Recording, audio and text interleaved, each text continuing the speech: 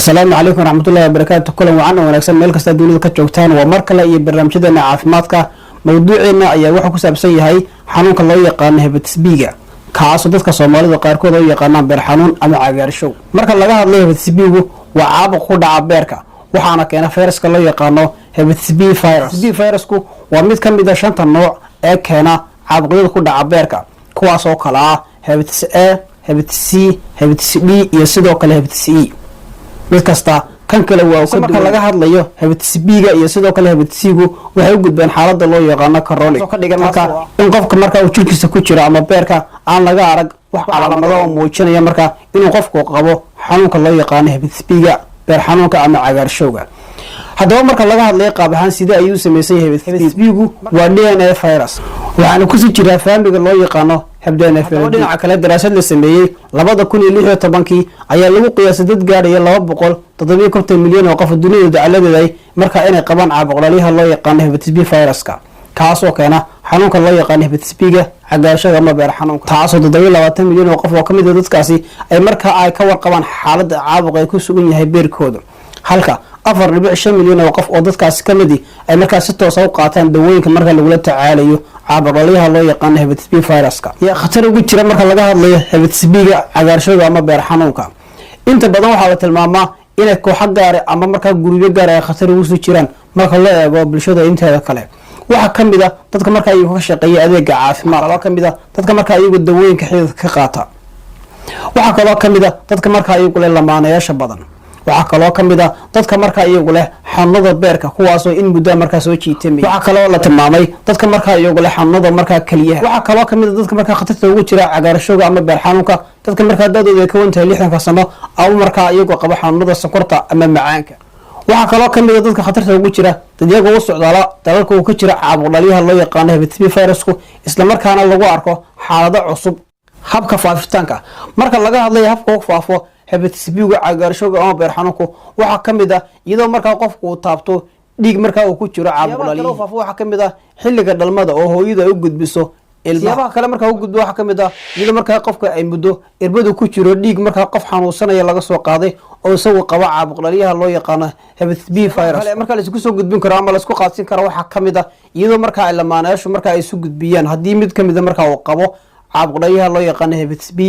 virus isku soo gudbin karo waxa kamid ah wada isticmaalka makiinadaha iyo waxyaabaha kale ee marka ay dadku ay wada adeegsadaan kuwaas oo ku jira marka caabuqlaaliyaha hepatitis B virus waxa kamid yihiin hababka marka la isugu soo gudbin karo ama la isku qaadsin karo xanuunka loo yaqaan hepatitis B-ga cagaarshowga ama astaamaha lagu garto hepatitis B-ga cagaarshowga ama beer xanuunka laga hadlayo hepatitis B-gu ma aha sidaan hore u soo sheegnay calaamadihiisu kuwa si dhaqso loo arkayo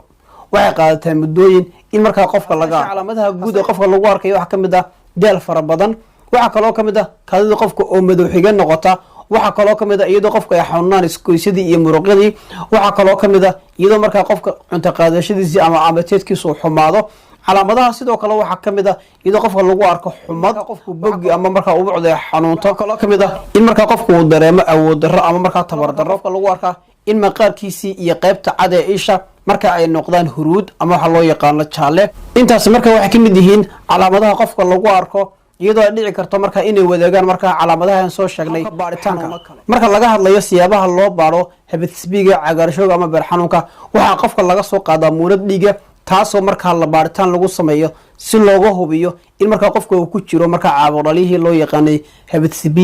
virus kaliya ee marka qofka lagu ogaan karo haddaba marka laga hadlayo in baaritaan la sameeyo yaa u baahan oo baaritaan lagu sameeyo haddaba marka laga hadlayo habka baaritaanka waxaa la soo jeediyaa in dad gaara laga baaro dadkan waxaa kamid ah qof kasta oo markaa looga shakiyo inuu markaa uu taabtay ama xiriir la sameeyey qof markaa xanuunka loo yaqaano hepatitis B-gu oo markaa jirkiisa uu ku jiro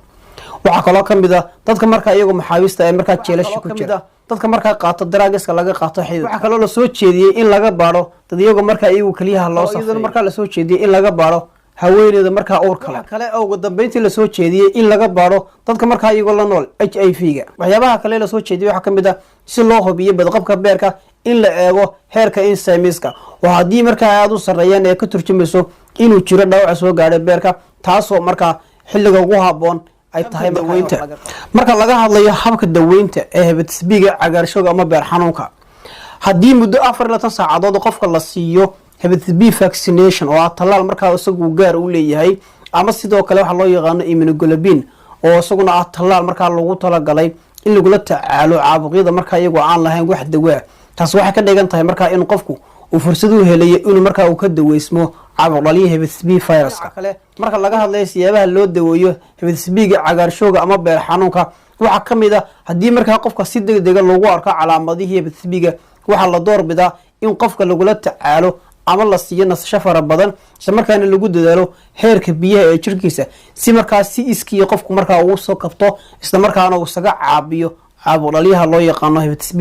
virus. Dhinaca kale doorashada labaad ayaa waxay tahay in qofka markaa lagula tacaalo dawooyinka loo yaqaano antiviral medication kuwaas oo markaa qofka ka caawinaya marka uu gudbo xaaladda loo yaqaano chronic si markaa lagula dagaalamo virus keenaysa in hoos loo dhimo khatar kasta oo mustaqbalka qofka markaa xanuunsanaya beerkiisa ku keeni karta cawaaqib xumo haddii markaa uu dhaawac aad soo gaadho beerka kaas oo uu keenayo hepatitis B gu cagaarshowga ama beer xanuunku waxaa dhici karta inuu qofku u baahdo in markaa qofka hepatitis B ga cagaarshowga ama beer xanuunka habka ugu wanaagsan ee looga hortagayo isla markaana la soo jeediyo waxa tahay inuu qofku qaato talaalka lagu talagalay ee loo yaqaano hepatitis B vaccine waxa la qaataa 3 jeer oo markaa xidhiidha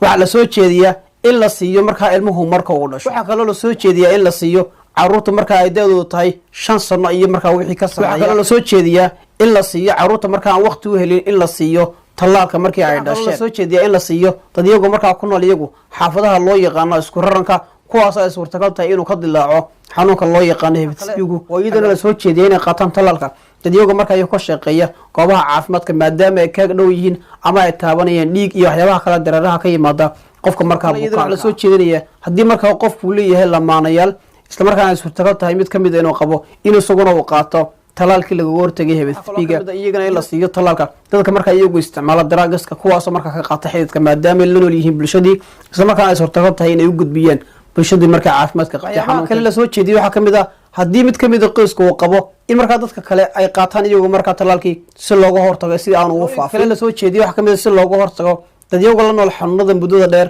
in markaa iyaguna ay qaataan talaalka si markaa uu ka hortag uga noqdo in markaa aanay caabuqii hepatitis B ga qaadin iyagu dambeyntii inay dadku qaataan talaalka kuwa u socdaalaya dalalka markaa uu ka jiro caabuqa loo yaqaano hepatitis B intaas ayaan kusoo gabagabeynayaa fadlan wixii aad talo tusaale iyo su-aalahaso qaybta hoose commentiga noogu reeb waad ku mahadsan tahay daawashadaada.